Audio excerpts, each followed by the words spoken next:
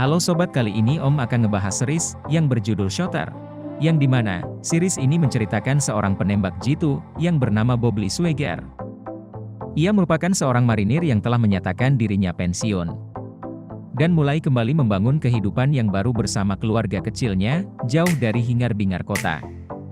Lalu pada suatu hari, temannya datang menemui Bob. Ia meminta bantuan untuk mencegah pembunuhan Presiden Amerika Serikat. Namun ketika dirinya membantu, ternyata dia dijebak oleh teman lamanya yang menyebabkan dia difitnah. Mau tahu, gimana keseruan seri Shooter kali ini? Tanpa menunggu lama, mari kita mulai, intro.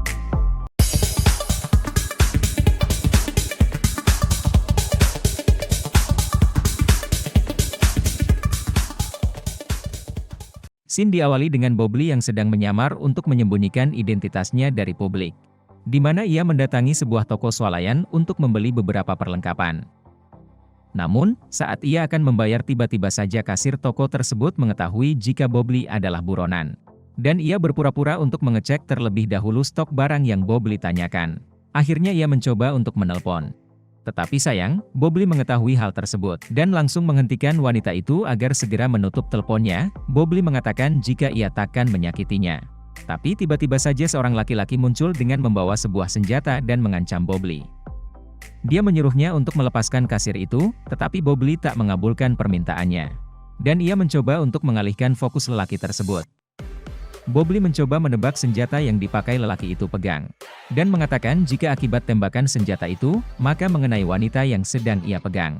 Bobby mencoba untuk meyakinkan lelaki itu tersebut, jika ia tak akan menyakitinya. Dan ketika lelaki itu lengah, ia langsung merebut senjatanya dan menyuruh kedua orang itu untuk duduk. Lalu ia pun mengatakan jika akan menyimpan senjata tersebut di pintu, dan ia akan pergi.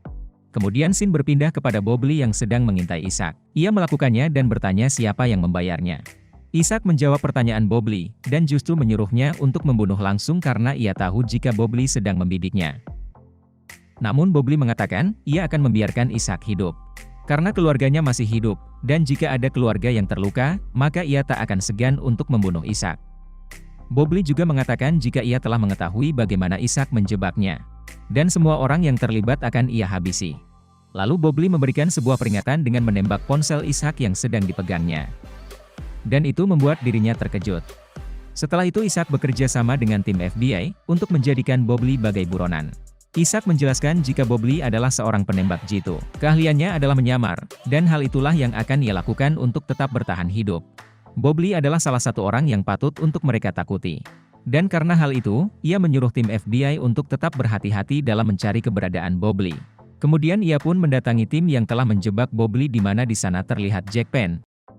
Ishak menjelaskan jika mereka telah berada di skenario buruk, karena apabila Bobby bisa bertahan maka ia akan mencoba untuk membunuh mereka semua. Lalu scene memperlihatkan, Bobby yang pergi dari satu tempat ke tempat lain, dan berburu agar tetap bisa bertahan hidup. Esokan harinya saat Julie sedang berbelanja di sebuah supermarket, dia kembali ditelepon oleh Bobby. Dan hal itu otomatis diketahui oleh pihak FBI. Namun sayang mereka tak bisa melacak keberadaan Bobby. Karena ia menggunakan sinyal yang berasal dari Eropa Timur. Bobby hanya mengatakan agar mereka harus mengurangi menelepon satu sama lain. Karena terlalu beresiko. Saat Julie sedang bertelepon, tiba-tiba saja ia ditabrak oleh salah satu anggota FBI, dan menyebabkan bajunya basah. Akhirnya ia pun pamit untuk ke toilet sebentar. Sementara Bobby menutup teleponnya. Kemudian Julie pun pergi ke dalam toilet. Yang ternyata, di sana sudah ada Bobby langsung memeluknya, dan saling berbalas rindu. Namun Bobby mengatakan jika ia tak mempunyai waktu banyak. Ia menyuruh Julie untuk tetap berhati-hati dan menjaga Mary. Bobby berjanji jika dirinya akan menyelesaikan jebakan ini. Juga bercerita jika ia bertemu dengan agen Memphis yang bisa ia percayai. Akhirnya ia pun menyuruh Julie untuk mengatakan satu nama, yaitu Kyle Timmons, polisi yang telah menangkap Bobby. Saat mereka sedang berdua, Ishak yang terus mencoba meneliti percakapan di telepon antara Bobby dan Julie.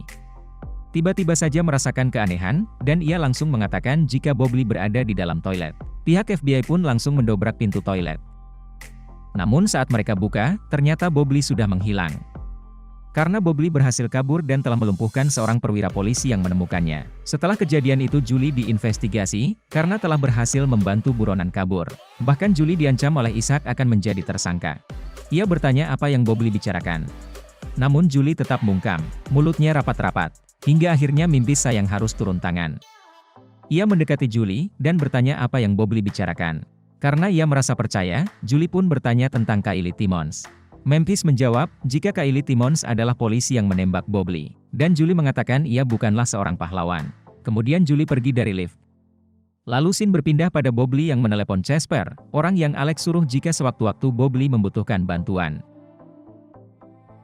Akhirnya seorang wanita menjawab, dan di sana Bobley mengatakan jika ia tengah membutuhkan bantuan untuk pergi ke luar negeri. Casper mengatakan jika ia bisa membantunya, namun tentu selalu ada biaya. Bobley pun bertanya harga untuk dirinya agar bisa pergi ke luar negeri. Dan Casper memberi harga $100.000. Namun Bobley keberatan dengan harga tersebut.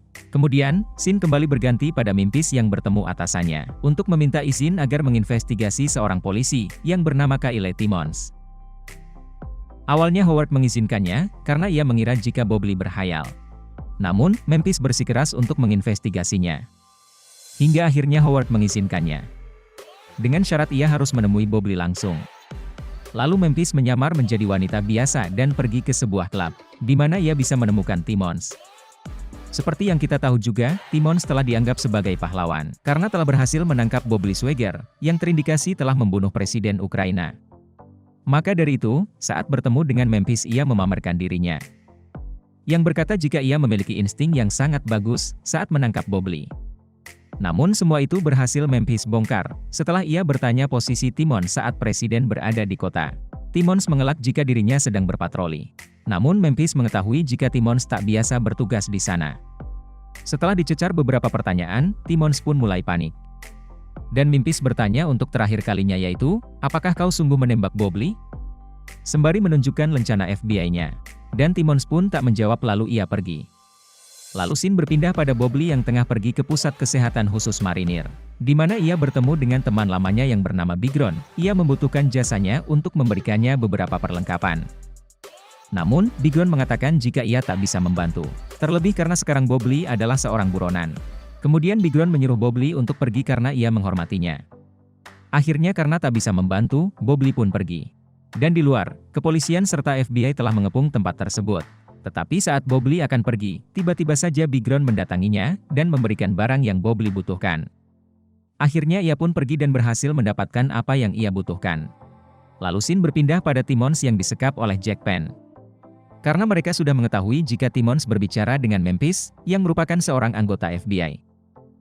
Jack coba bertanya apa yang Timmons bicarakan pada Memphis, sembari ketakutan Timmons menjawab, jika ia tak mengatakan apapun padanya. Namun Jack tak lagi percaya pada Timmons, dan akhirnya ia pun harus membunuh Timmons dengan dalih, jika ia bunuh diri. Setelah itu scene berganti pada Memphis, yang baru saja tiba di rumahnya. Tetapi, saat ia menyalakan lampu ruangan, tiba-tiba saja ia melihat Bobley sedang duduk di sofanya. Hal itu membuat dia terkejut namun Bobley mengatakan jika ia hanya ingin bicara. Lalu Bobley mengatakan jika Timmons telah tewas. Bobley menceritakan bagaimana ia bisa terjebak, awalnya karena Isaac Johnson yang menjabat sebagai tim keamanan presiden meminta bantuannya, untuk melindungi presiden dari percobaan pembunuhan. Ia meminta Bobley untuk mencari lokasi terbaik menembak. Dan itu ia jadikan sebagai jebakan. Kemudian Memphis meminta Bobley untuk ditahan sementara. Namun ia menolak, karena ia harus menangkap pelakunya. Lalu ia akan tahu cara mereka melakukannya. Lalu Bobley pun pergi dan menyimpan senjata milik Memphis yang telah ia ambil terlebih dahulu. Setelah bertemu dengan Memphis, Bobley pun pergi ke tempat persembunyiannya dan ia merancang sesuatu. Keesokan harinya saat Isaac dan Memphis sedang mengadakan rapat kembali untuk menangkap Bobley, mereka menemukannya di sebuah toko supermarket, yang berada di sebuah daerah Mount Baker. Namun, saat pihak FBI akan langsung menyusuri tempat tersebut, Isaac mengatakan jika itu adalah habitat asli dari Bobley. Karena tempat tersebut dipenuhi oleh pepohonan yang bisa dijadikan tempat persembunyiannya. Akhirnya ia pun berkata jika ia memiliki cara yang lebih baik. Kemudian dia pergi dan menelpon Jack Penn, serta memberitahu lokasi Bobley yang berada di Mount Baker. Setelah itu ia tiba-tiba saja pergi ke rumah Julie, dan langsung mendobraknya. Ia bertanya tentang kerabat yang Bobley miliki di Mount Baker. Awalnya Julie tak memberitahu, namun Isaac mengancam jika ia akan menyuruh FBI menangkap Julie. Hingga akhirnya Julie pun memberitahu, jika mereka mempunyai kerabat yang bernama Eric Founder. Setelah mendapati informasi tersebut, tim FBI bergerak ke Mount Baker. dan berhasil menemukan sebuah gubuk yang diakini menjadi tempat persembunyian Bobley. Sementara Jack Penn dan anak buahnya pergi dari sana, karena ia sudah mengetahui jika dirinya sedang diintai. Saat tim FBI menyatakan gubuk tersebut aman, Memphis dan Isaac pun langsung menggeledahnya. Namun saat mereka menggeledah, tiba-tiba saja terdengar suara tembakan dari arah luar. Dan mereka semua langsung bersembunyi. Dan ternyata tembakan tersebut berasal dari Bobley, yang sedang menyamarkan identitasnya. Kemudian Isaac pun mengambil salah satu senapang dan mulai membidik Bobley, yang telah ia ketahui posisinya.